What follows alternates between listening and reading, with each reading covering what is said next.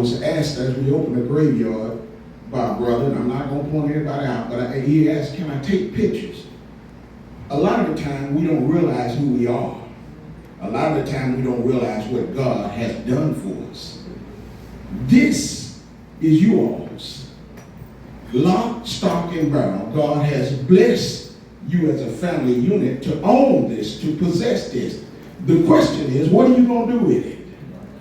What will you do with the inheritance that your relatives have left for you? Young men, you need to realize that you are kings. Young women, you need to realize that you are queens. And God has not left you without. But the question is, what are you going to do with it? These brothers are coming now to share something with you. And I hope that the knowledge that you gain on this day would be useful to you to go forward from here realizing that I am somebody. Because you are somebody. If you're nobody in the eyes of the people around you, believe that you are a king in the eyes of God, or a queen in the eyes of God. And that's good enough for me right there. I don't have to ask anybody else. It doesn't matter what you think about me. What matters is what my Father thinks about me in my relationship with him. Amen? Amen. So who are you? Somebody. Who are you? Somebody tell me who you are. Amen. Amen. Remember that. Remember that. Brother Jay, Brother Anthony are here today to share some knowledge with you. If you have an ear, I want you to hear what these men have to say. Appreciate it. Thank you. My name is Jonathan Matthews. I just want to say I appreciate y'all all coming out. I truly do. And what I'm up here to share is just, I want y'all all to know how to research your history. Like, specifically, what you're looking for. Because a lot of times when we research, we're reading a lot of this information, and it's foreign to us. We don't know what it means. And so, we've been approved for a historical marker by the Texas Historical Commission.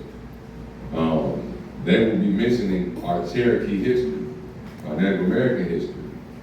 When we reached out to Oklahoma, where Cherokee Nation is, they did not want us to mention Cherokee at all. But the Texas Historical Commission is still okay in going forward with mentioning our history. So our Cherokee history was tainted because we weren't a part of the Oklahoma Cherokee Nation. We never went to Oklahoma. They made, they had a vote. All the tribes had votes. If they wanted to go to the reservations or if they wanted to fight. So those that said, hey, we want to go to the reservations, they went. Those that really wanted to fight, they couldn't just fight because, majority of the tribes had left. So what they did, all of them banded together, all of the tribes, and they pushed from wherever they were from to East Texas. So a lot of times we hear about slavery and follow the North Star and getting to the North for freedom.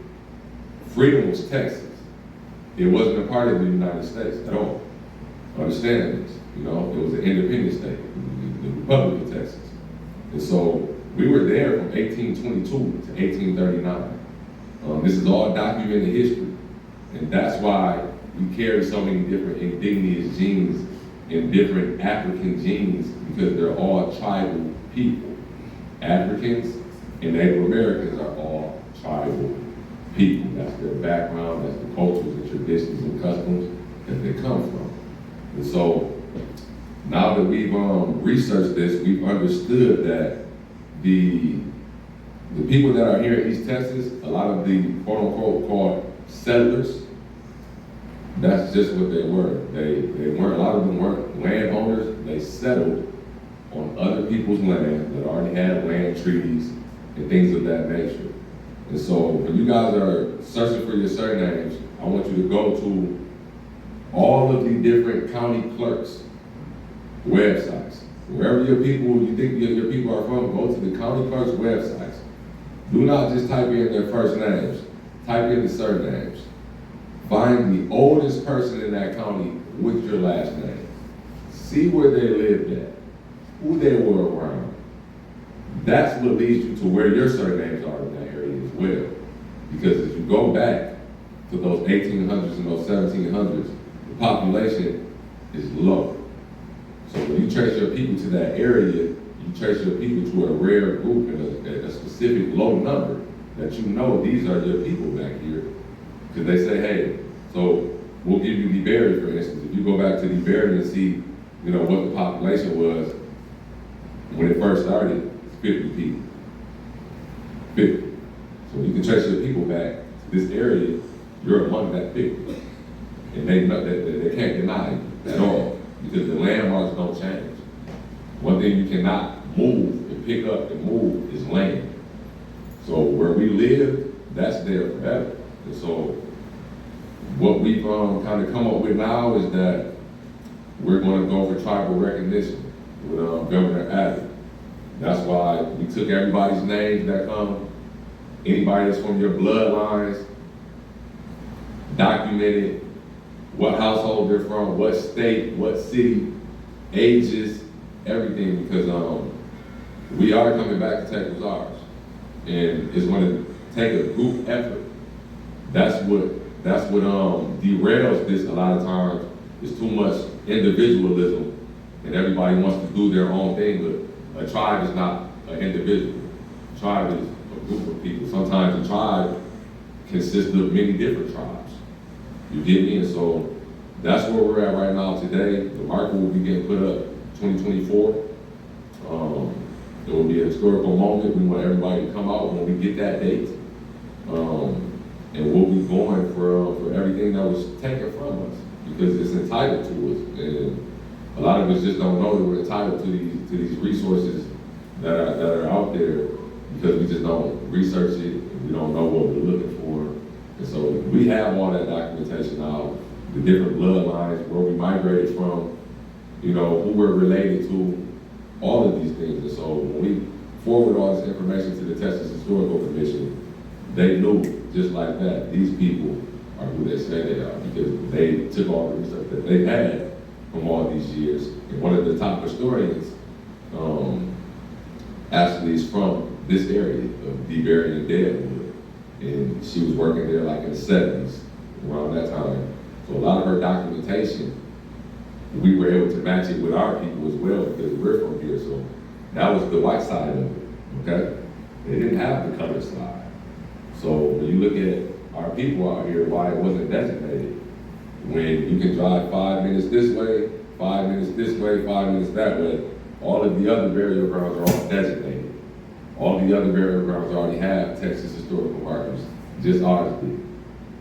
They knew that ours didn't have it, but it's on us to research these things ourselves and do the things that we need to do for our own people. They're not going to do it for us. And a lot of times they hide it. So that's where we at today. And I'm going to give everybody my contact personally, because anybody that needs help researching, I'm here to help everybody. All of y'all. This is what I do back home in Michigan. I run a genealogy program. I give out free DNA kits to all minorities, because a lot of people, our history was taken from us. And then they have these white-owned companies that we have to pay money to just to research our own history. So I go in and I put in grants, get the resources to order all of the DNA kits, get the resources to get everybody Ancestry.com subscriptions for at least a year, and it's free. So you have at least a year to just research, relentlessly as much as you can, and take advantage of the resources that are provided to you. And so if that's something that you all would like to do, all you have to do is get with me, get on the list, and I can ship you out your DNA kits. A lot of people are iffy about it, but I assure you, without taking the DNA test, we would not have been able to just prove definitively all of our roots. Like I said, I can give you guys the example once again of, on the whole other side of my family that's not attached to Texas. My father's mother is half Italian, and we didn't know. My whole life, she's just been black. We gave her a DNA test. She says, hey, don't be surprised if it comes back I'm half Italian. So of course everybody, hey grandma, what are you talking about? What do you mean? So we give her the test, she's half Italian. We see her father was full-blooded Italian. She has full-blooded siblings on Ancestry that are full-blooded Italian, she's half African American. And so when you look at the DNA, how it trickles down, her father was 100%. She's had, my father took a DNA test, he has 21%. I took a DNA test, I have 6. My children took a test, you can't see the Italian in it. But you can see that I'm their father, I have it. My father's their grandfather, he has it. My grandmother's their great-grandmother, she has it. All of these siblings of my grandmother are their great aunts and things of that nature, and great-great aunts are all DNA matches to them. And so what that shows is when you get to the great-grandchildren of a generation, you start to lose the gene. That's why it's important to, if you can, don't just order a DNA kit for yourself. If you have mother, grandparents, people above you, aunts, uncles, people that are higher up, you want to try to get them tested because they can detect a certain different ethnicities that you may no longer, have to detect. You have it in you, but it's too small for you to detect. So with us, we understand that's how we kind of trace, it's called tracing your ethnicity levels. So when you see somebody has 2%, 3% of something, you know that going up that tree, you're not going any further than your great-grandparents. Somebody, if not all, carry this gene or somebody's full-blooded. And so when they designated this burial ground out here as Native American, they did it from our DNA. So they seen, hey, this is your grandfather's DNA. If he carries this much indigenous, all of his grandparents and great-grandparents are buried out here. The genes have to be coming from people that are out here. And they had to have been a native people. And we even gave the okay for exemption if they wanted to try to challenge who we are as a people. We know where they're at out there. We know who we are. My grandfather was almost 90 years old when he took that DNA test. Why do the majority want these people at this church not to know who they are? Well, the majority of people at this church, they don't want them to know who they are because a lot of people here were landowners. And all landowners here had access to mineral rights.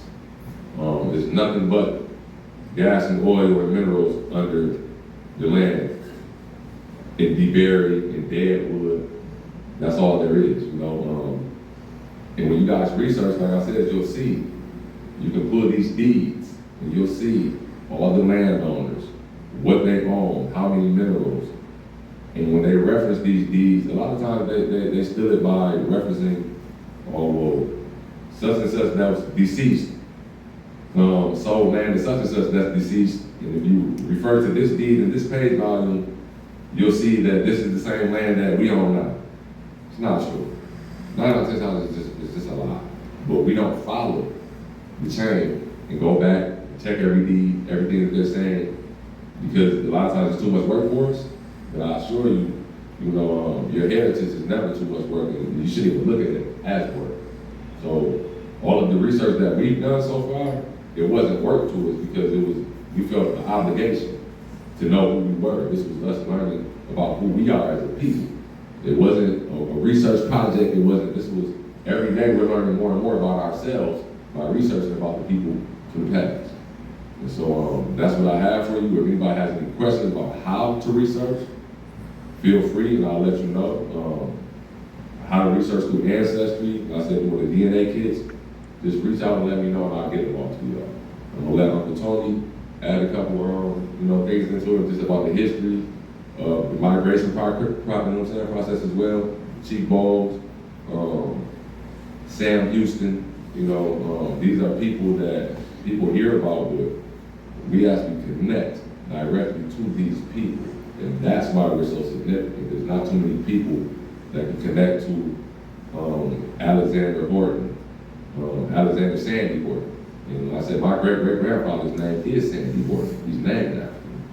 And so when they see these things, they're like, wow, they kept the same name. Then they look at the areas. So just so Uncle Tony, you can remember, there's something called The Life of a Horton, where Colonel Alexander Sandy, he gives basically a detailed description of all of the early settlers that were in San Augustine and the first people that were in that area.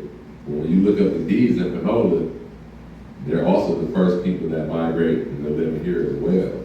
And so we know that Sandy Alexander Horton was here, Sam Houston was here, Chief Bowles was here. We pinpointed where they were at by the documentation.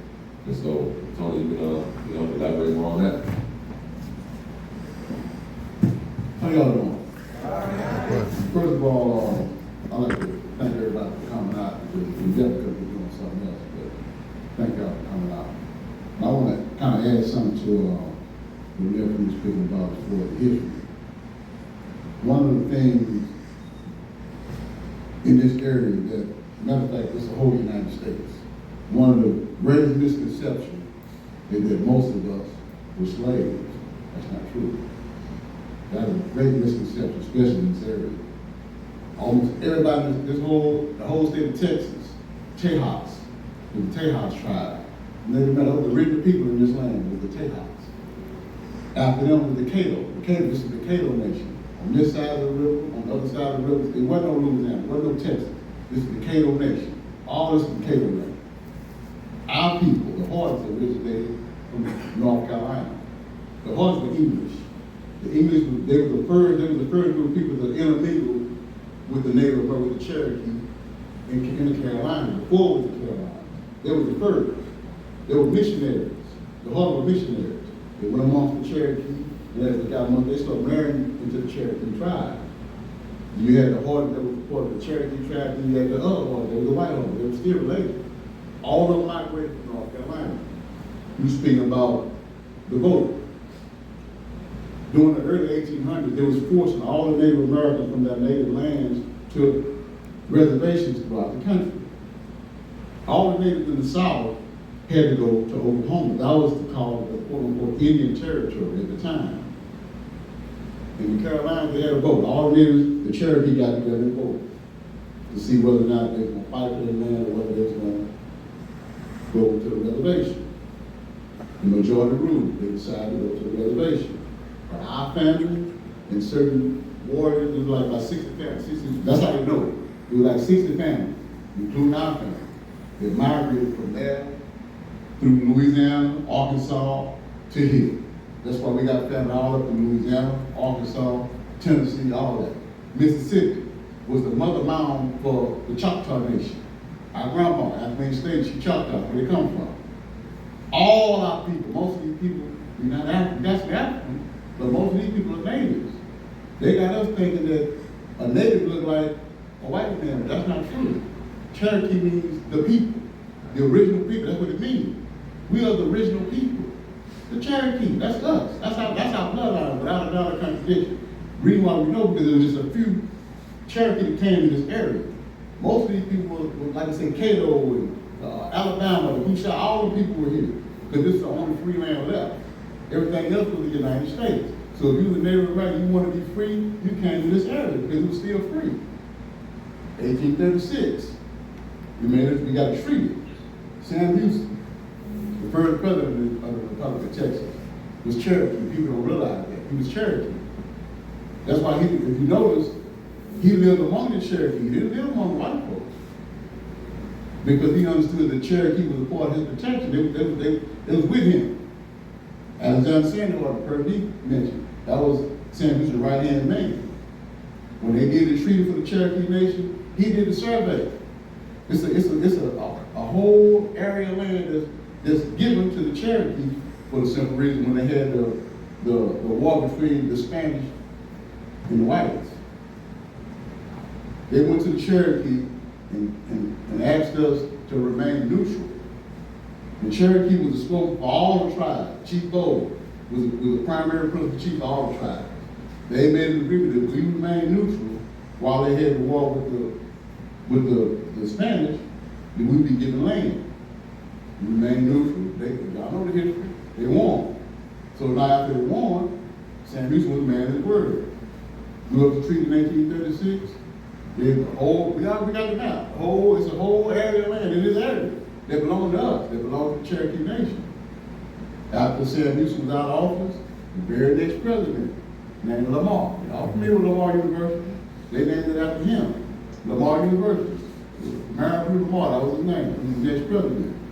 Once they realized how rich the land was in this area, this was the best land in the state of Texas. They're like, we're not going to get these niggas this land. He turned around and took it back.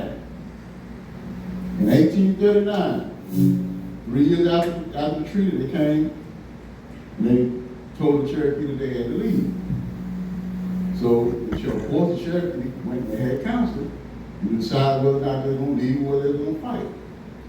And deep, they were rich. Don't make no mistake about it. That's another misconception. They weren't poor. They owned all the land. They owned thousands of heads of cattle. They were rich. So they said, well, listen, allow us to get all our stuff together because we got the elders. Because it wasn't no car. You had to walk or in the boat to go to Oklahoma. So allow us to get all our stuff together, put a car, horse, a crowd, and we'll leave. Lamar said, all these documents, he sent a letter back telling them, no, you got to leave now. Because they were scared. They understood if we connected with the Spanish and went against them, it was going to be a problem. Then you had the Comanches. It was in West Texas. The Comanches, they were there in West Texas. So they was trying to get all these groups to band together. They thought if they get together, they're going to beat us. So they told me you got to leave immediately. So when Chief Bo went back, they had council again. All this documented. They had council again. So listen, they said we got to leave now. So the younger braves and warriors, they said, no, we was going to leave. We going to fight. So Chief Bo went back, all this documents went back and sat down again. What was the verdict? He took these exact words, all of these exact words. He said, well, he said, if I fight the white man, they're going to kill me. He said, but if I don't fight the white man, my people going to kill me. He was 83 years old. Chief Bo down on the battlefield, 83 years old. Tex Range shot him in the head and killed him. On the battlefield. His horse was wounded. It's all this document. He said the battlefield, he said, after they shot his horse, he sit down across his leg. Turned his back to him across his leg. Tex Range ran and shot him in the head and killed him. They did that out of revenge because they said that the Cherokee murdered his other family. All this stuff is documented. Because they was on our land. How you gonna settle on our land? We got a treaty saying all this is ours. They got a monument and everything else. Right now, all this stuff is documented. This ain't folklore. It's a monument up for this family. They said the Cherokee massacre because they was on their land. And as time revealed, they brought it being true. You know what I mean? But because they took some out of the house, because they was on their land. They first they told them, listen, you can't sell it here. It's a family that's here now. They came in 1836. His name was Adam LeBron. He was a German. His name was Adam LeBron. He's the first LeBron here. Y'all know who that is. He's the first LeBron here. Oh, spell his last name. LeBron. He was German. L-A-G-R-O-N-E. LeBron. Okay. They run everything around here. They were the first one here, besides us. When they got here, we ran them out here in 1836. We ran them out. All this is documented. This ain't folklore. We ran them out. They went and got with the military, got with the Texas Rangers and all of it, and came back in 1839. That's what the war was about, our land. But because we was Hardy, we had a relationship with the whites. You got to realize, Alexander Hardy was the right-hand man of Sam Houston. They gave him 30,000 acres. They gave Alexander Hardy 30,000 acres.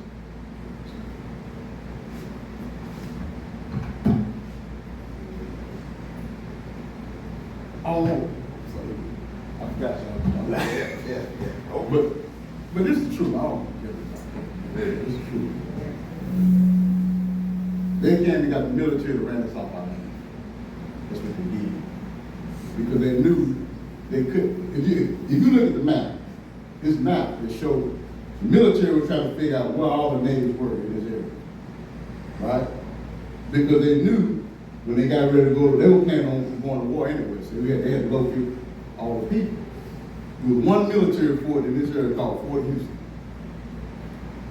It was like about 3 other forts, but these were private forts. In other words, white folks just couldn't live in this house in this area. They had to have a fort to live back here. It's all documented. So, once they decided that we had to leave, all the forces came together. Right there in Van Zandt County. Matter of fact, his tomb is still, his thing is still in Van Zandt County right now. Or whatever they had the water. They're not too far from you. Canton, Texas. Right there in Van Zandt County. Matter of fact, they left his body there on purpose. They left his body there as a reminder of what's going to happen to y'all buck. They did. They wouldn't let him move his body. And because of the American custom, if you die and somebody defile your body, they can't bury you according to the custom. They had to be, because they defiled. When they killed Chief Bo, they were taking pieces of steel and skin and hair, all kinds of stuff, as souvenirs. He had a sword on him when he died.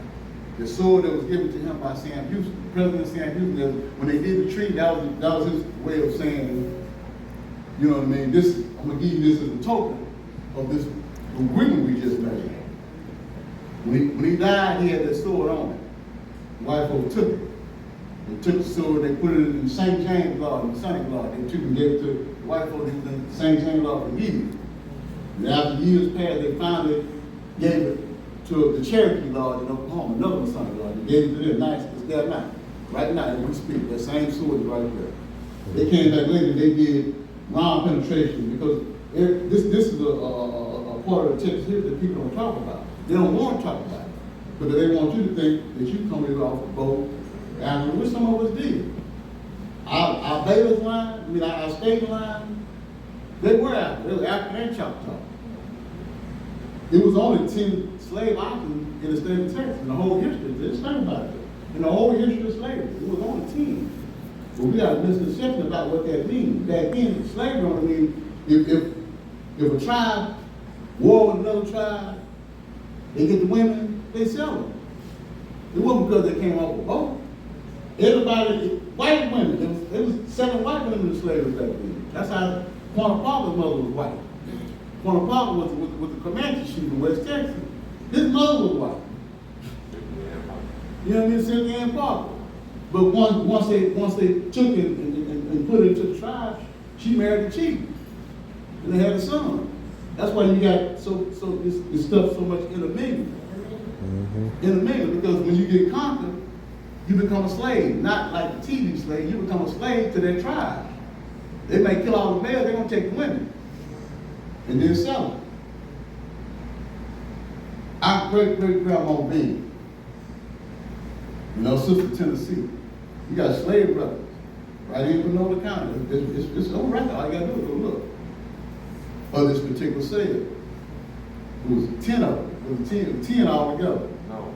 Or was it 20? It was 20. It was $10,000. Yeah. They bought for $10,000. This is 1850 something. 20 of them. $10,000 cash. You know who sold? The black man. The black man sold. You know who bought them? The black man. That's who bought them.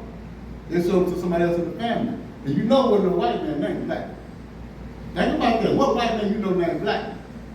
If his name was black, he gonna change it. They wouldn't even on the census. See, back then people were buying their relatives. If your relative, you get caught up in the battle and they take your relative, you gotta go buy them back. Bought her and her sister back. Both of them was Choctaw, and they bought her and her sister back.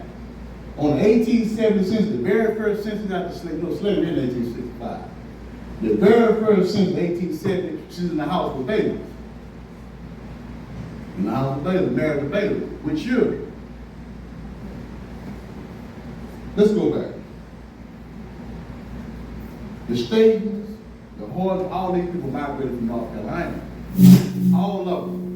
Almost everybody in this area came from the same place. That's why they intermingled. Bellew was the first of the Africans. He was African born. All the documents. That's why every generation got a Baylor. Every generation got a Baylor. Every generation. My grandma, Kathleen, her brother was the Baylor, so her generation, her brother. The one who lived right up the road. They lived out of North Carolina. That's where they come from. That's the African in our line. Bellew. It went from Bellew to Baylor. See, the original name was Bellew. But as time went on, they changed the Baylor to Africa, to American name. but we still know where it comes from. That's what they look. Come from West Africa. You know exactly what it is. Like I said, this ain't no mystery when we talk all this stuff is documented. And I'm just thankful that our forefathers had the insight to get on the census. Now, you gotta get on the census. That's your records. That's gonna trace you who you are. That's the only way you're gonna be able to trace your record. You got to get on the census.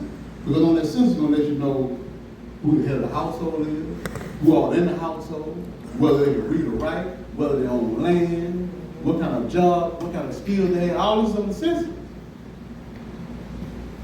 All these hard men, I'm telling you, not one of them was slaves, not one of them was slaves. It's all documented. My grandfather named Horton was half Cherokee, half English. His father, Sandy Horton, half Cherokee, half English. Sandy's out there. His daddy, Dick Horton, is right around the corner where the white folks got our land. Right now, we're gonna get it back. They over there. The original one that came in, that was the original church right around the corner. Zion Hill Holiness. The Holiness movement started in North Carolina. That's where it started. But the Native Americans had to adopt that particular thing in order to, after 1839, you couldn't practice your traditional beliefs. So they took the traditional beliefs and put it up under the Holiness movement. That's why you see the tamarines and all that. Where do you think they come from? Shouting and all that. There's something to that. We used to laugh at them and didn't realize what they were doing, but they were doing something. They was connected to something. They were still practicing the ancient custom under the new religion in order not to get persecuted by the other people. In other words, they was fearful. When they see us go to dance and all that, they know probably gonna be some wall jumping out. See, they don't want you doing that. They see us congregating, 2 minutes congregating together, we start, you know what I mean, chanting, all that. They know it's a problem. So they said, no, you can't do that. So they said, okay, what we'll do, we're gonna become holiness. We're gonna do the same thing under another banner. Same thing under another banner. That's why a lot of that stuff was handed down. My grandma, Kathleen, that was my mom, that's who raised me, my grandma and grandpa. She was the healer of the family.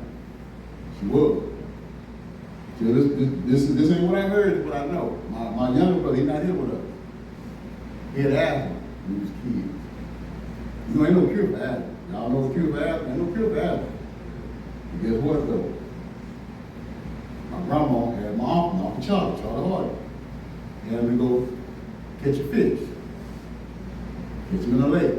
I know, catch him in the lake. When you catch the fish, scoop a bucket of water. And put the fish in the water and bring the fish in the water back to me. I think I was probably about 11, 12 years old. Neither was like, he was young kid. We used to play with him. He started running, he go to, you know, he had asthma real bad. I heard him say that, but I forgot all about that. But this particular Saturday, they brought the fish back. Mom came to the house. I'm trying to figure see what the commotion. He got the bucket with the fish in and everything. So my grandma, bring that water there. He's scared, he crying and everything. So I grabbed him, I bring him in there, you know what I mean? They, my mom and my grandma, they all wipe the bucket, fish in the bucket. They tell him to spit in the fish mouth. He crying, he slobbered all out the mouth, I'm holding him. See my grandma holding the fish and he spit in the fish mouth, put the fish back in the water, told me, y'all take him back in the room. I took him back in the room. But I'm peeking around the corner, I'm trying to see what they doing. They around this bucket, they just singing and humming and singing and praying and saying, you know what I mean? All right. So they finished, told my uncle to take this fish. When you caught him there, they would pour the fish in the water, back in the water. He never had asthma again, ever. Ever. We used to chase him. Because I don't believe this out there. Ain't no that stuff don't work. I'm chasing him. He don't even know he had asthma. Right now, you asked me if he had asthma, he don't even remember. I saw this with my own eyes. This ain't no mystery. Them right there, they just had tapeworm when they had tapeworm. My grandma gave some coffee grounds, some other stuff she gave me. That tapeworm came out on the ground. On the ground. Came out up on the ground. I saw this with my own eyes. My grandma asked me when she passed, On the night she passed, she came to me just like me and you talking. She came to me just like me and you talking. Said, boy, you gonna be all right. I'm like, you gonna be, I'm good, Harry. You gonna be, I'm good. You gotta worry about me, Mom, I'm good. But I don't realize that she leaving, that she gone. Next morning I woke up, she was gone. Then it dawned on me what that was. She came in before she left. Yeah, we are very unique people. We just don't realize what we are. They're trying to disconnect us from our power. That's our power. That's our spiritual birthright. That was handed down from generation to generation to generation, but we losing it. We losing it. Because we did, in other words, all those men I just named, I am those men. I am those men. Every last one of them, I am them, they me. I'm flesh of their flesh, bone of their bone. I am them. I possess all the wisdom that they possess as long as I'm connected to them. When you disconnect yourself from your ancestors, you disconnect yourself from your wisdom and your power. These people took our stuff, but we're going to get it back though. We're in the process right now, they trembling right now. Y'all don't realize it. They trembling down in this area right now because somebody came back that know. They can prove it. See, you heard it, every last one of y'all, I guarantee every last one of y'all heard this story about Native Americans in y'all family. Tell me I ain't lying. Yep. Every last one of y'all heard these stories. Mm-hmm. But in 1839, you couldn't say it no more. It was outlawed. You couldn't claim that no more. Because if you claim that, they're going to see you in Oklahoma. People didn't want to leave their family, so they start claiming black. That's where it comes from. But because Native Americans and Africans look so much alike, that didn't mean you wouldn't tell. You couldn't tell. But if you think from the television perspective, or what you think Native Americans, of course you ain't gonna know. They got you thinking that Native Americans look like white folks, and they don't. You are them. You are these people. You think they went. They ain't went nowhere. Most of y'all been born in generation to generation. Where you think they come from? They been here. You've been here. You ain't come from nowhere other than another part of other Native American land to here. You check all these deeds that they got on file right now, most of them clouded. Hear me. Most of these deeds are clouded right now today. That's why they scared. They done took our land.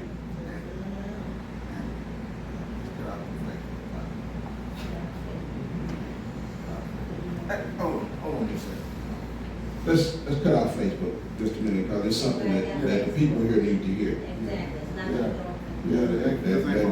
That don't go on Facebook. Because one of the things that we need to understand is that the reason that they don't want you to know who you are is because 30 deeds were done. Exactly. And those dirty deeds these young men have exposed them. So when y'all hear the information, it's gonna make the hair on your neck stand up. And it ought to. So I asked you a while ago, do you know who you are? They fix to shed some light on who you are. Thank you. Okay, we're closing out on Facebook. This is our family from Michigan and Houston. Thank you guys for tuning in. We love you and stay tuned for when the dedication is coming in 2024. The reason that I done that, it's still East Texas. See, one thing that I've understood about Ali, and I love to watch him fight, he never telegraphed his punch. So you don't telegraph what you're doing. You let them find it out. Because some of the people who